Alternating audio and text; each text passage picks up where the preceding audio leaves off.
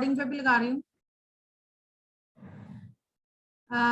Chat box में मैं link भी शेयर कर रही हूँ दोबारा से, जिसको नहीं पता देख सकता है लिंक, राइट। और मैं आपको बताती हूँ इसको कैसे आपने देखना होता है। जो मतलब वो लिखा हुआ है, उसकी इंट्रोडक्शन वगैरह लिखी हुई है, वो आप वहां से पढ़ सकते हो बड़े आराम से, ठीक है। तो let me share my screen, एक मिनट मैं पहले ओपन कर लूँ इसको।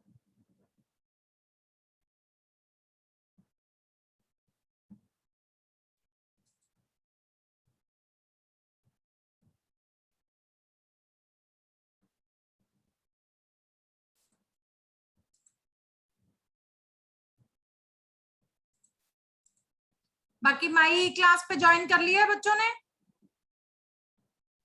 Yes ma'am. यस मैम, ठीक है।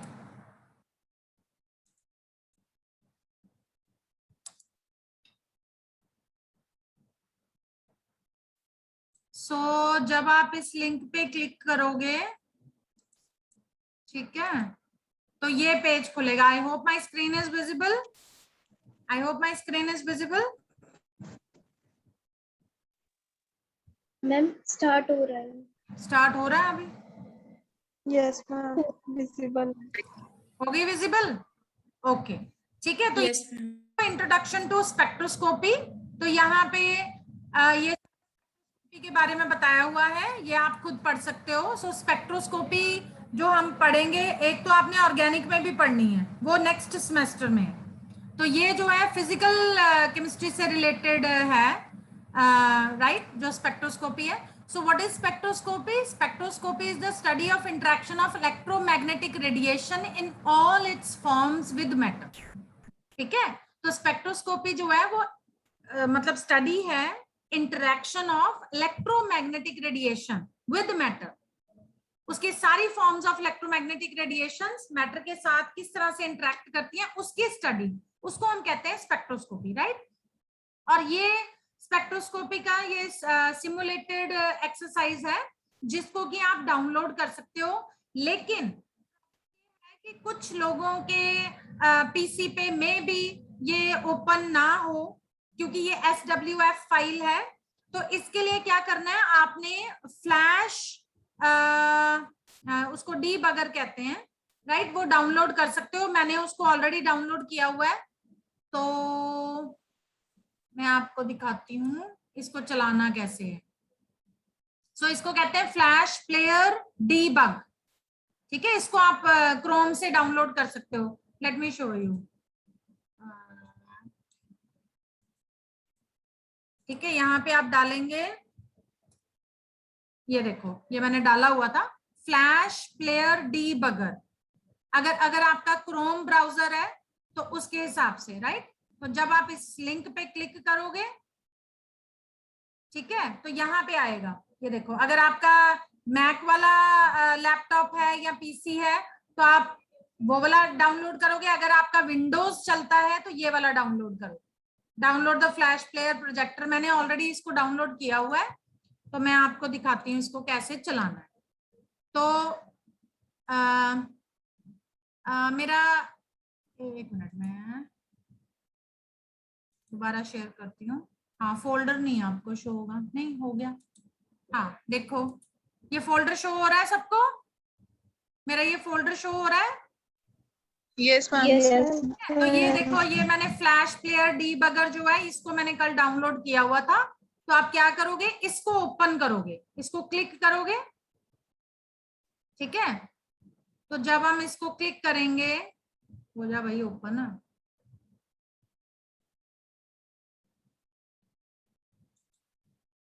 हाँ, जो ओपन हुआ है वो दिख रहा है आपको? No ma'am. नहीं नहीं, मैम। ओके ठीक है, दोबारा शेयर करना पड़ेगा फिर। ऑलराइट, आप दिख रहा है, ये देखो, adobe flash player 32। Yes ma'am, अब दिख रहा है।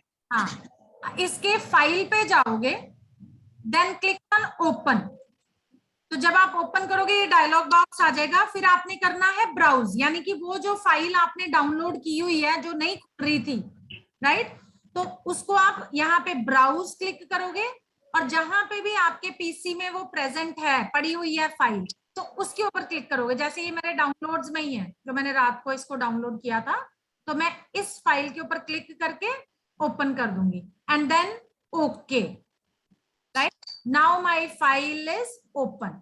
I hope it is visible to everyone. Yes, ma'am. ma'am. ठीक है, अब देखो यहाँ पे उसने ये पूरी इलेक्ट्रोमैग्नेटिक रेडिएशंस का स्पेक्ट्रम दिया हुआ है। What is spectrum? स्पेक्ट्रम होता है arrangement of different electromagnetic radiations in increasing और डिक्रीजिंग ऑर्डर ऑफ वेवलेंथ और फ्रीक्वेंसी और एनर्जी, ठीक है, उसको कहते हैं, राइट। सो ये पूरा इलेक्ट्रोमैग्नेटिक स्पेक्ट्रम है, ये देखिए, राइट।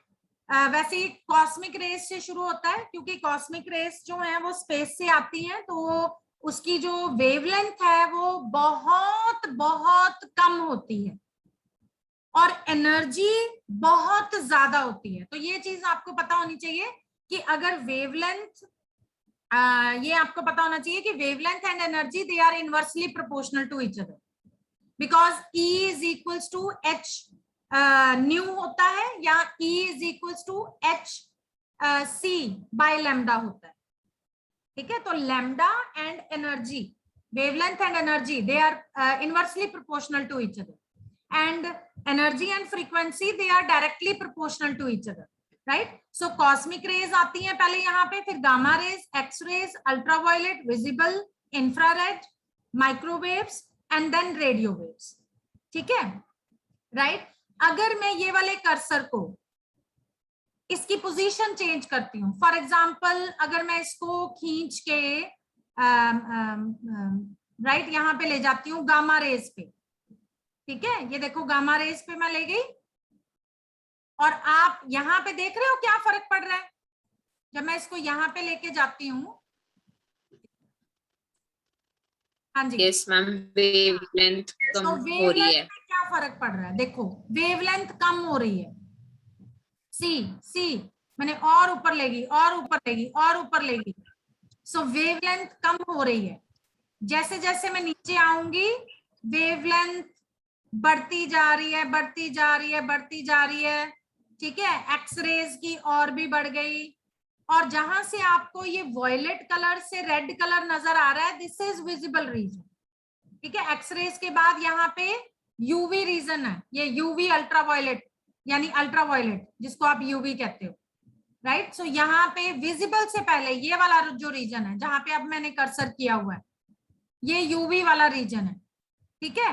और जैसे ही मैं ये वॉयलेट की तरफ आऊंगी तो अब ये विजिबल रीजन शुरू हो गया। विजिबल वॉयलेट से लेके रेड तक है यहाँ, and this visible region is from 380 to 750 nanometres, और इसको हम क्योंकि इसमें ये 7 कलर्स हैं तो इसको हम विबग्योर भी बोलते हैं।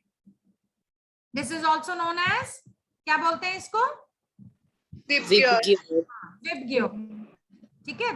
जैसे देखो अब मैंने उसको वॉयलेट रीजन पे कर दिया तो हमारी वेवलेंथ जो है वो थोड़ी सी बड़ी हो गई, जो वेव्स हैं, है ना, उसका जो डिस्टेंस है वन वेव का मिडल से लेके सेकंड वेव के मिडल तक, दैट इंक्रीजेस, राइट।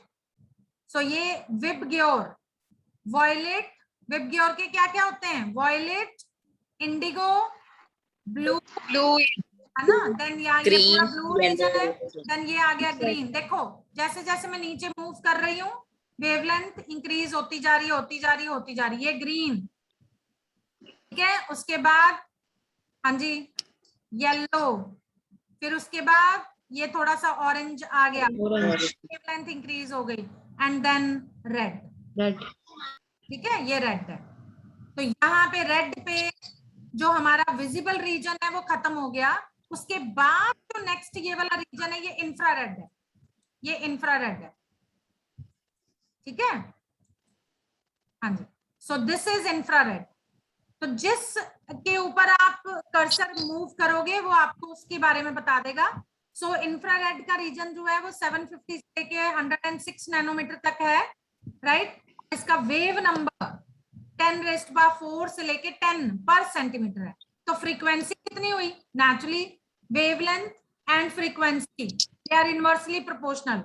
अगर वेवलेंथ ज्यादा है तो फ्रीक्वेंसी सॉरी, अगर वेवलेंथ कम तो फ्रीक्वेंसी ज्यादा होगी, ठीक है, इनवर्सली प्रोपोर्शनल होते हैं, राइट। सो ये फ्रीक्वेंसी भी बता रहा है, साथ में आपको ये भी बता रहा है कि ये वाली जो रेडिएशंस हैं ये किसके लिए रिस्पॉन्सिबल है। So these are responsible for molecular vibrations, ठीक है। अल्ट्रावायलेट पे करोगे तो अल्ट्रावायलेट का रीजन है 10 नैनोमीटर से लेके 400 नैनोमीटर तक, और इसकी फ्रीक्वेंसी है 10⁻16 से लेके 10⁻20 hertz, and it is responsible for outer electron shell transitions in atoms, ठीक है। इसी तरह से एक्सरे पे करोगे, it is responsible for inner electron shell transitions in atoms. Similarly when we move down, पहले विजिबल पे भी देख लेते हैं, विजिबल का आपको स्पेक्ट्रम ये बताया ही हुआ है। देन माइक्रोवेव्स, ठीक है, इसकी फ्रीक्वेंसी पहले अगर वेवलेंथ देखें तो 10⁻³ से लेके 10⁻⁻1 मीटर तक, राइट, और फ्रीक्वेंसी 10⁻9 से लेके 10⁻11 hertz, responsible for molecular rotations and electron spin orientation transitions. फिर आती हैं रेडियो वेव्स और माइक्रोवेव्स। आपको मालूम है इसका सबसे इंपॉर्टेंट यूज जो है वो हम आजकल घरों में माइक्रोवेव्स यूज कर रहे हैं, और रडार में भी काम आता है ये माइक्रोवेव्स। रेडियो वेव्स, राइट, इसकी वेवलेंथ है 10⁻⁻1 से लेके 10⁻³ मीटर तक, और इसकी फ्रीक्वेंसी 10⁻5 से लेके 10⁻9 hertz, and it is responsible for nuclear spin orientation transition, ठीक है। तो इस तरीके से आप ये सिमुलेशंस खुद भी करके देख सकते हो कि क्या जैसे जैसे हम नीचे की तरफ मूव करें तो वेवलेंथ जो है वो इंक्रीज होती जा रही है। वो देखो डिस्टेंस भी दिखाया हुआ है उसने, एक वेव की क्रेस्ट से लेके दूसरी वेव के क्रेस्ट के मिडल तक।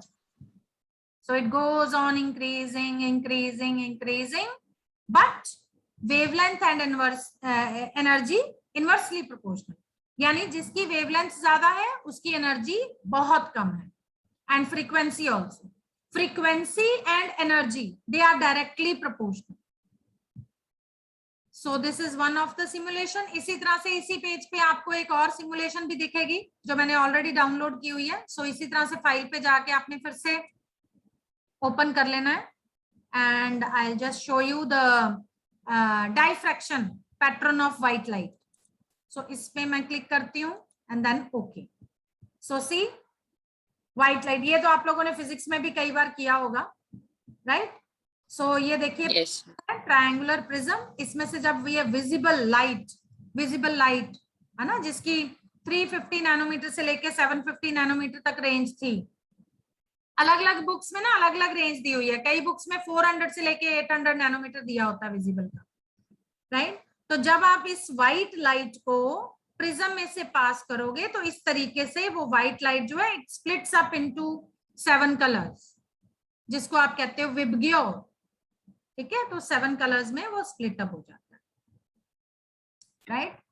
अच्छा, एक और दिखा देती हूँ।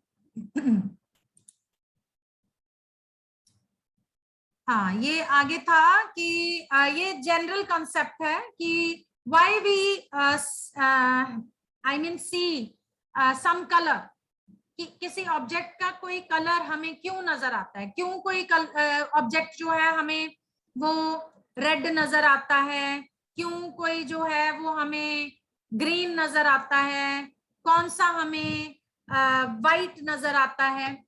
तो उसका कॉन्सेप्ट ये है कि ये है बेटा हमारा आई का structure. I hope it is visible to everyone.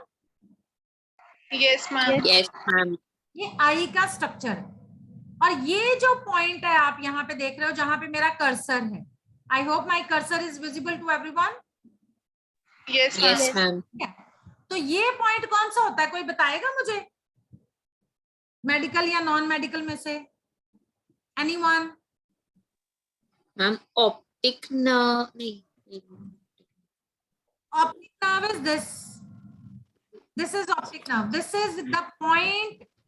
This point is called retina. Retina. Very good.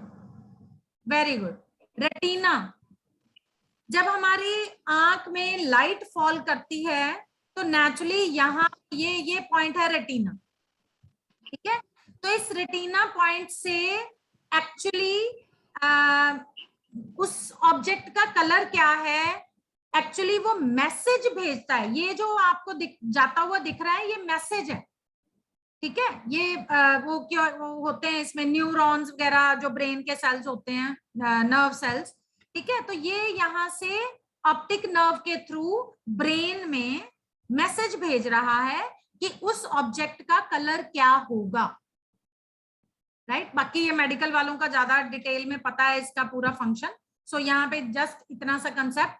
इसके बाद अब मैं नेक्स्ट आपको दिखाती हूँ कि कैसे कलर दिखता है. Let's see how this red colour of tomato appears red in colour. यहां से क्या आपको ऑब्जर्वेशन पता लग रही है? इस डायग्राम को देख के आप बता सकते हो कि क्या ऑब्जर्वेशन हो रही है. शाबाश, फटाफट. ये लाइट का white light. ये लाइट इसके ऊपर पड़ रही है, टोमेटो के ऊपर. ठीक है, और वहां से फिर ये हमारी आई के उसमें जा रही है. क्या ऑब्जर्वेशन कर रहे हो आप इसमें? ग्रीन और ब्लू लाइट है वो एब्जॉर्ब हो जाती है, रेड रिफ्लेक्ट हो जाती है. Very good. यस, ये जो व्हाइट लाइट है इसमें से ये जो रेड ग्रीन ब्लू है या 7 कलर्स मान लें, चलो और के, इसमें से सारे कलर्स जो है टोमेटो वो एब्जॉर्ब कर लेता है except one colour, that is red, which is reflected. यानी कि वो ऑब्जेक्ट हमें उस कलर का इसलिए नजर आता है क्योंकि वो ऑब्जेक्ट जो है वो लाइट के बाकी सारे जो कलर्स है वो एब्जॉर्ब कर लेता है, लेकिन वो वाला पर्टिकुलर कलर जो है वो रिफ्लेक्ट कर देता है. वो पर्टिकुलर जो कलर है वो रिफ्लेक्ट हो जाता है, और वो रिफ्लेक्टेड कलर जो है वो हमारी आई रिसीव करती है.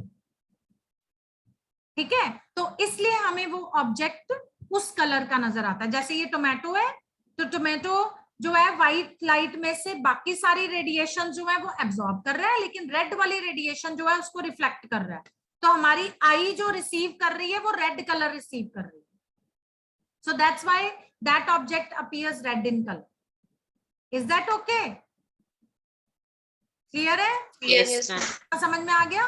ओके, एक और दिखा देती हूँ. अच्छा, ये मैंने डाउनलोड ही नहीं किया था. Let me show you.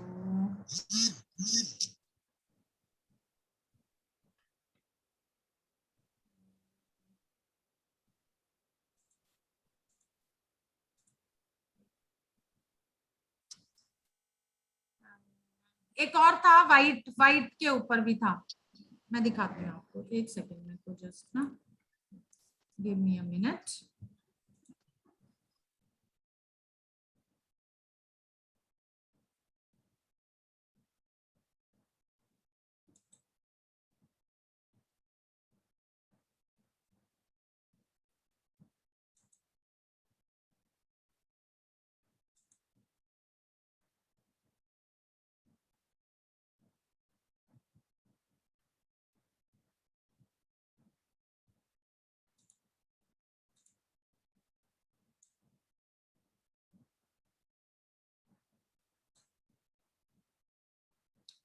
इसमें था, ये कहाँ चला?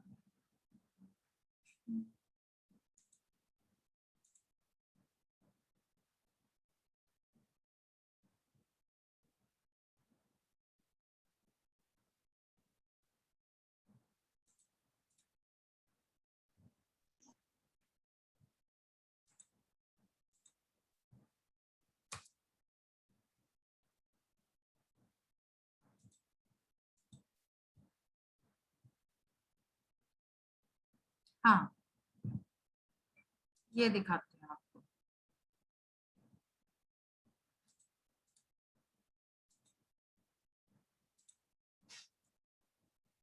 I hope it is visible. Yes, Yes, ma'am. ma'am.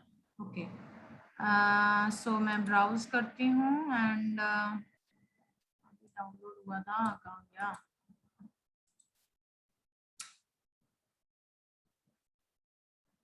Download नहीं हुआ, एक मिनट। यस, हाँ जी, दिख रहा है सबको? Yes, ma'am.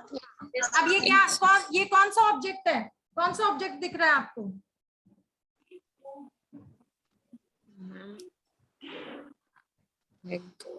ये क्या है? एग है, egg, egg, this is egg. लगा कि नहीं? तो यहाँ इस ऑब्जर्वेशन में से क्या पता लग रहा है आपको? बताइए फटाफट। कि मैम वो कोई भी कलर ऑब्जर्व नहीं कर रहा, वो तीनों कलर रिफ्लेक्ट। कोई ऑब्जेक्ट हमें वाइट तब नजर आता है जब वो ऑब्जेक्ट वाइट लाइट की सारी रेडिएशन, सारी वेवलेंथ्स को रिफ्लेक्ट कर देता है। ठीक है, जैसे मेनली रेड, ग्रीन, ब्लू या 7 कलर्स सारे विबग्योर के, या जितनी भी विजिबल रेंज में उसकी रेडिएशंस हैं 350 नैनोमीटर से लेके 750 नैनोमीटर तक, वो सारी रेडिएशंस को जब रिफ्लेक्ट कर देता है तो वो चीज हमें वाइट नजर आती है। That thing appears white in colour, वो हमें वाइट नजर आती है। अच्छा, अब ब्लैक का क्या कॉन्सेप्ट है, कोई बताएगा? उसके लिए कोई डायग्राम नहीं है। हाँ, सारे कलर सारा absorb कर लेता है। ये होगा। अगर यहाँ पे व्हाइट की जगह पे ब्लैक होता तो फिर क्या होना था कि उसने सारी रेडिएशंस एब्जॉर्ब कर लेनी है, कोई भी कलर जो है वो रिफ्लेक्ट नहीं करेगा। तो अगर कोई ऑब्जेक्ट सारी रेडिएशंस एब्जॉर्ब कर लेता और रिफ्लेक्ट नहीं करता, कोई भी रेडिएशन या वेवलेंथ को रिफ्लेक्ट नहीं करता, तो वो ऑब्जेक्ट जो है that appears black. Is it okay? ठीक है, यस मैम। समझ में आ गया? चलो ठीक है, आज के लिए इतना ही। आप इसको खुद भी बेटा ट्राई कर सकते हो, ठीक है? तो इसको एक्सप्लोर करो, जो मैंने लिंक आपको दिया हुआ है, इट इज वेरी गुड। और इस पे और भी एनिमेशंस हैं जो हम कल देखेंगे, ठीक है? ऑलराइट। हाँ, और मैंने आपको शायद पहले ही बता दिया हुआ है, 26, 27, 28 को मेरी एडमिशन ड्यूटी है, तो प्लीज उस दिन मैं क्लासेस नहीं लूंगी, मेरी 9 to 4 ड्यूटी है वहां पे। सो उस दिन मैं क्लास नहीं ले पाऊंगी, लेकिन उसके लिए मैं आपको ना कोई एक्सरसाइज या कोई एक्टिविटी दे दूंगी ताकि आप अपने आप घर बैठे कर सको। Is that okay? Yes, Yes ma'am. Ma'am. Yes, ma'am. Okay, thank you students, take care and have a nice day. Thank you, ma'am. Okay beta. Thank you ma'am.